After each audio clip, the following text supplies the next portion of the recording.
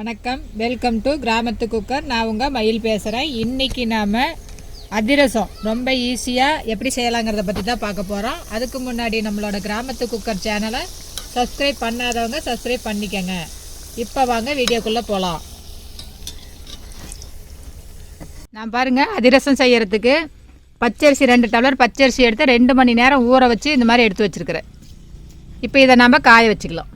இந்த மாதிரி ஒரு வெள்ளை வேஷ்டியில் போட்டு நல்லா உணர்த்திக்கலாம். நம்ம இது நல்லா மொறுமொறுன்னு காயணுங்கிறதெல்லாம் இல்லை, இந்த ஈரம் உணர்ந்துச்சுன்னா போதும்.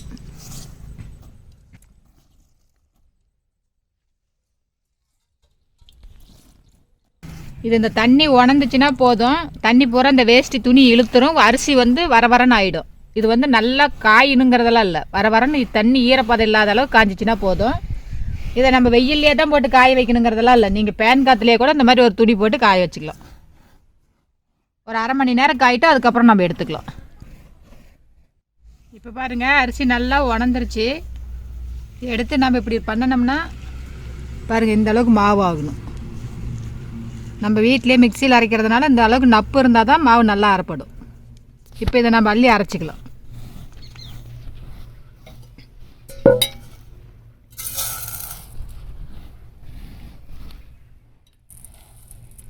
இப்போ பாருங்கள், எல்லா அரிசியும் நம்ம அள்ளியாச்சு. இதை போய் அரைச்சிட்டு வரலாம். இந்த அளவுக்கு உணர்ந்துச்சுன்னா போதும். கொஞ்சம் கூட அரிசியில் ஈரம் இருக்கக்கூடாது. இப்போ இது ஒரு ஜாரில் சேர்த்து நம்ம அரைச்சிக்கலாம்.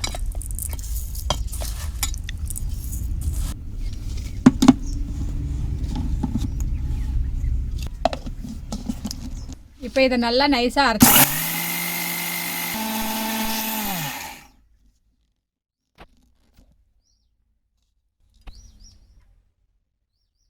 இந்த அளவுக்கு நல்லா நைஸாக அரைச்சி நம்ம ஜலிச்சிக்கலாம். ஜலிச்சிட்டு இதில் கொஞ்சம் குறைன வரும், அதே மறுபடியும் நம்ம அரைச்சிக்கலாம். இது இந்த மாதிரி ஒரு ஜல்லடையில் கொட்டி நம்ம சளிச்சிக்கலாம்.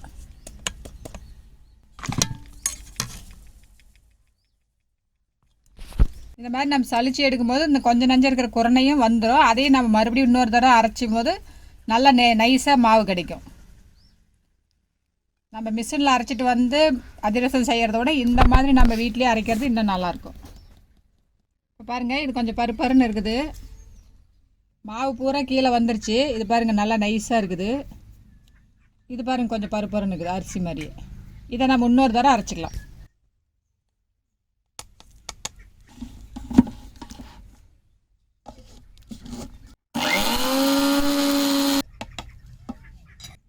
இப்போ பாருங்கள், மறுபடியும் அரைச்சப்போ இன்னும் கொஞ்சம் நைஸ் ஆகிடுச்சு. இந்த மாதிரி நம்ம தண்ணி இல்லாமல் சுத்தமாக ட்ரை பண்ணி அதுக்கப்புறம் அரைச்சோம்னா தான் இந்த மாதிரி பவுட்ரு வரும் நமக்கு. பாருங்கள், இப்போ சுத்தமாக சளிச்சு எடுத்துக்கிட்டு மீதி கொஞ்சம் நஞ்சம் இருந்துச்சுன்னா இதை மீதி இருக்கிற அரிசியோடு போட்டு மறுபடியும் நம்ம அரைச்சிக்கலாம். பாருங்கள், இவ்வளோ மீதி அரிசி இருக்குது. இதை நம்ம மறுபடியும் இந்த ஜார்லேயே சேர்த்து மீதி இருக்கிற அரிசி அதோட சேர்த்திக்கலாம் நம்ம.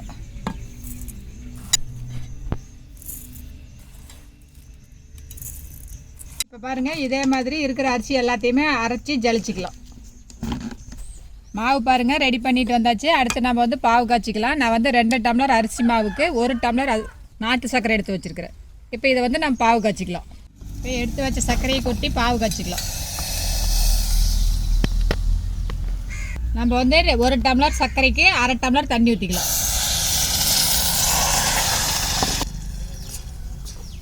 சர்க்கரை நல்லா கரைஞ்சி கொதிச்சு வரட்டும்.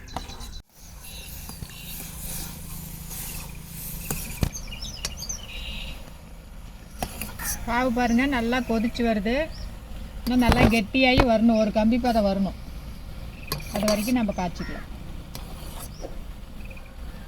இப்போ பாருங்கள், பாவு வச்சு ஒரு 5 நிமிஷம் ஆயிடுச்சு. ஒரு கம்பி பதம் அளவுக்கு வந்துருச்சு. இப்போ இந்த பாவில் 1 ஸ்பூன் சுக்கு ஏலக்காய் பொடி போட்டுக்கலாம். அப்போ தான் நம்ம அதிரசம் சாப்பிடும்போது நம்மளுக்கு தொண்டை கட்டாது, எந்த சளி பிடிக்கிற மாதிரி அந்த மாதிரி எதுவும் இருக்காது. நல்லா மணமாகவும் இருக்கும். கொஞ்சமாக சுக்கு, ஒரு 4 ஏலக்காயை பொடி பண்ணி தனியாக எடுத்து வச்சுக்கிட்டு இதில் கலந்துக்கலாம். நம்ம ஒரு கம்பி பதம் வந்த உடனே நம்ம சுக்கு ஏலக்காய் பொடியை இதில் கலந்துக்கலாம். அதுக்கப்புறம் 1 நிமிஷம் இந்த மாதிரி கொதிச்சிச்சுன்னா போதும். நம்ம இப்போ மாவோட கலந்து கரைச்சிக்கலாம். இப்போ நம்ம அடுப்பை ஆஃப் பண்ணிக்கலாம். இப்போ இதை நம்ம எடுத்து மாவில் வடிகட்டி ஊற்றிக்கலாம்.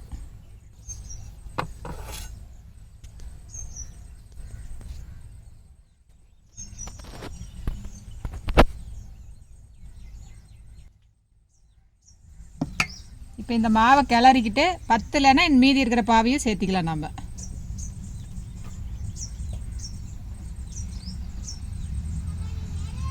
பாவு இந்த மாதிரி கெட்டியாக தான் வரும். மொல்ல தான் இறங்கு, நம்ம மெதுவாக வடிகட்டி ஊற்றிக்கலாம்.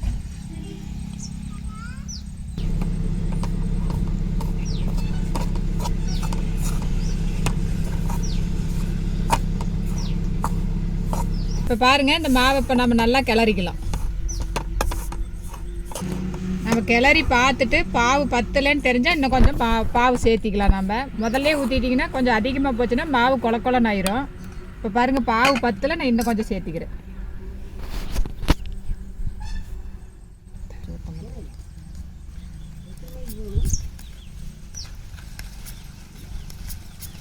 பாவு கெட்டியாக இருக்கிறதுனால வடியில் இறங்க மாட்டேங்குது.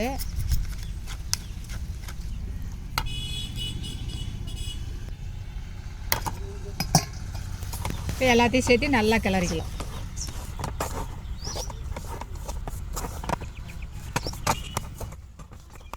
இப்போ பாருங்கள், ஓரளவுக்கு எல்லாமே கலந்துருச்சு. இப்போ நம்ம கையில் நல்லா பிசைஞ்சிக்கலாம். எல்லா மாவும் நல்லா பாவுக்கு சரியாக போச்சு. நம்ம இப்போ நல்லா பிசைஞ்சிக்கலாம்.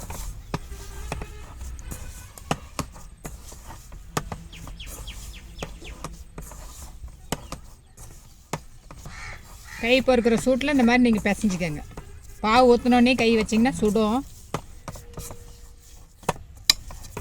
இப்போ பாருங்கள், மாவு நல்லா இதாகிக்குச்சு. பாவோடு நல்லா கலந்து வந்துருச்சு பாருங்கள்.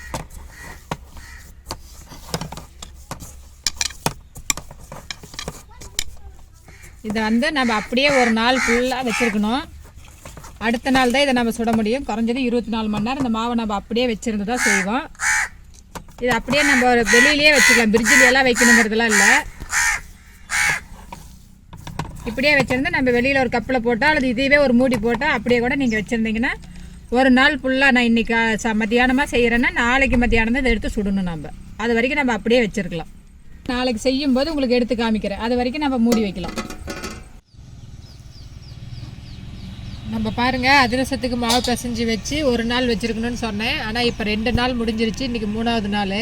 2 நாளாக மழை பெய்யறதுனால இதை செய்ய முடியல. 3 நாள் ஆனதுனால நல்லாவே மாவு பாருங்கள் கட்டி ஆயிடுச்சு. இந்த பதத்தில் இருக்குது மாவு.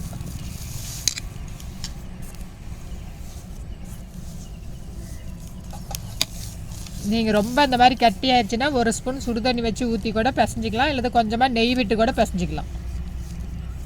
நெய் விட்டு பிசைஞ்சு அதிரசம் செய்யும்போது அதிரசம் இன்னும் நல்லா மணமாக இருக்கும். சாப்பிட்றதுக்கும் ரொம்ப டேஸ்ட்டாக இருக்கும். நான் நெய் தான் இப்போ விட்டு பிசைய போகிறேன். பாருங்கள், ஒரு ஸ்பூன் நெய் எடுத்துருக்கிறேன். அதை இதோட சேர்த்து பிசைஞ்சிக்கலாம் நம்ம எல்லாத்தையும்.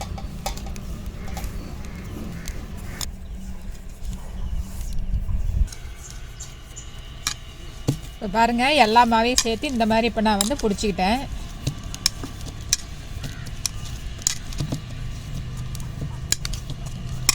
இந்த மாதிரி நம்ம பிடிச்சிக்கலாம். இதை நம்ம ஒரே நாளில் செய்கிறேன்னு தான் நான் கொஞ்சம் கெட்டியாக பிசைஞ்சு வச்சேன். 2 நாள் 3 நாள் நம்ம வச்சுருந்து செய்யணுன்னா இன்னும் கொஞ்சம் ஒரு ஸ்பூன் தண்ணி எக்ஸ்ட்ரா ஊற்றி நம்ம கொஞ்சம் இலக்கமாக பிசைஞ்சு வச்சோம்னா இந்த மாதிரி ஈஞ்சிக்கு மாவு. அப்போ அதிரசம் செய்கிறதுக்கு நல்லாயிருக்கும். இப்போ நம்ம இந்த மாதிரி சின்ன சின்ன உருண்டையாக பிடிச்சிக்கலாம்.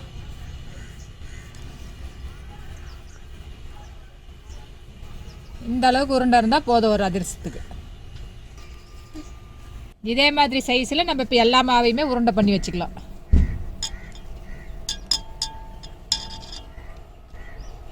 உருண்டை பிடிக்கும் போதே பாருங்கள், மாவு நல்லா வருது. இந்த மாதிரி மாவு உடையாமல் உருண்டை செய்னிங்க வந்தாவே அதிரசம் எண்ணெயில் பிரியாமல் நல்லா வரும். பாருங்க, எல்லா மாவையும் நான் வந்து இது பண்ணி வச்சிட்டேன். இப்போ வந்து லைட்டாக இலையில கொஞ்சம் இந்த மாதிரி நெய் தடவிக்கங்க. ஏன்னா அப்போ தான் அது வந்து உருண்டை வந்து தட்டி போடுறதுக்கு ஒட்டாமல் வரும். இந்த மாதிரி ஒரு உருண்டையை எடுத்து வச்சு இப்போ நல்லா நம்ம தட்டிக்கலாம்.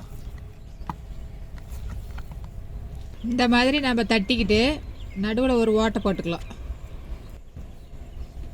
இப்போ போட்டோம்னா இப்படி எடுக்கும்போது உங்களுக்கு பாருங்கள் இலையில ஒட்டாமல் வரும். அதுக்காகத்தான் நெய் தடவுறது. இந்த மாதிரி தட்டி வச்சு நம்ம எடுத்து எண்ணெயில் போட்டுக்கலாம். இதே மாதிரி நம்ம எல்லாத்தையும் தட்டி வச்சுட்டு கூட ஒவ்வொன்றா போடலாம். நீங்கள் உங்களால் முடியும்னா ஒவ்வொன்றாவே அப்பப்போ தட்டி தட்டி கூட போட்டுக்கலாம். எல்லாத்தையும் தட்டி தான் வச்சுட்டு போடணுங்கிறதெல்லாம் இல்லை. நம்ம அங்கே பார்த்துட்டு இங்கேயும் வேலை செய்ய முடியும்னா நம்ம அப்படியே தட்டிக்கிட்டே போட்டுக்கலாம்.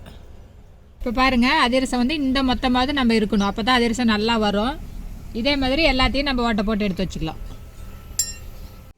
இப்போ பாருங்கள் எண்ணெய் காஞ்சிருச்சு. இப்போ நம்ம இந்த மாதிரி தட்டி வச்ச அதிரசத்தை இதில் போட்டுக்கலாம். எண்ணெய் மீடியமான இதுலேயே வச்சுக்கோங்க, ரொம்ப அதிகமாக வைக்க வேண்டாம்.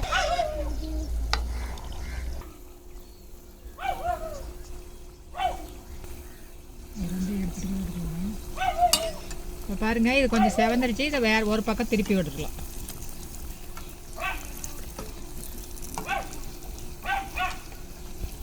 ஒரு பக்கம் பாருங்கள் நல்லா வந்து வருது. இப்போ இன்னொரு பக்கம் வச்சு திருப்பிக்கலாம்.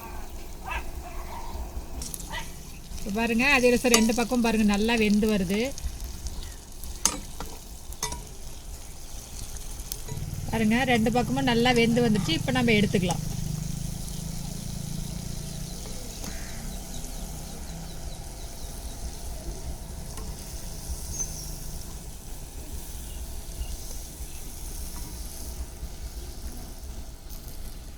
இப்போ பாருங்கள் இந்த அளவுக்கு நம்ம தட்டியாச்சு. இப்போ ஒவ்வொன்றா சேர்த்திக்கலாம் எண்ணெயில்.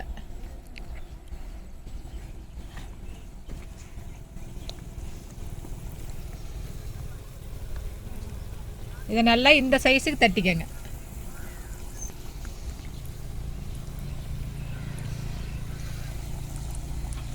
இப்போ பாருங்கள் அப்படியே உப்பி வருது பாருங்கள். இது மாதிரி வேக வேக கொஞ்சம் நல்லா உப்பி வரும். ஒன்று மேலே ஒன்று போடாமல் எவ்வளோ இடம் இருக்குதோ அதுக்கு தகுந்த மாதிரி 2 3 இது மாதிரி மட்டும் போடுங்க, அதிகமாக போடாதீங்க. அடுப்பக்கம் மீடியமாகவே வச்சு நம்ம ஒரு பக்கம் வெந்ததுக்கப்புறம் திருப்பி போட்டுக்கலாம். ஃபஸ்ட்டு எண்ணெய் காயிற வரைக்கும் அதிகமாக வச்சுருங்க. அதுக்கப்புறம் அதிரசத்தை உள்ளே போட்டிங்கனாவே அடுப்பு கம்மி பண்ணிக்கோங்க. இப்போ பாருங்கள் ஒரு பக்கம் நல்லா வெந்துருச்சு. இப்போ இன்னொரு பக்கம் வெந்து வரட்டும். இப்போ பாருங்கள் 2 பக்கம் பாருங்கள் நல்லா வெந்து வந்துருச்சு. பெரிய நாம் எடுத்து வச்சுக்கலாம்.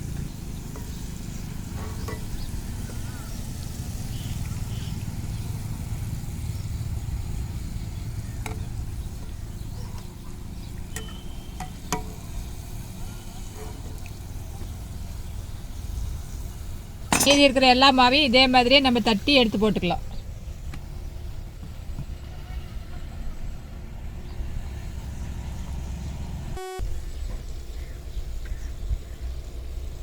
இப்போ பாருங்கள் கொஞ்ச நேரத்துலேயே அதிரசம் வந்து வீட்லேயே நம்ம ரொம்ப ஈஸியாக சீக்கிரமாக செஞ்சு முடிச்சிட்டோம். செய்கிறது ஈஸி, சாப்பிட்றதுக்கும் ரொம்ப டேஸ்ட்டாக இருக்குது. இதை நம்ம கடையில் வாங்குறத விட வீட்டில் இந்த மாதிரி நம்ம சொந்தமாக செய்யும்போது சுத்தமாகவும் நல்லாவும் செய்வோம். நீங்களும் இதை வீட்டில் செஞ்சு பாருங்கள். செஞ்சு பார்த்துட்டு எப்படி இருந்துச்சுன்னு உங்கள் கமெண்ட்ஸை சொல்லுங்கள்.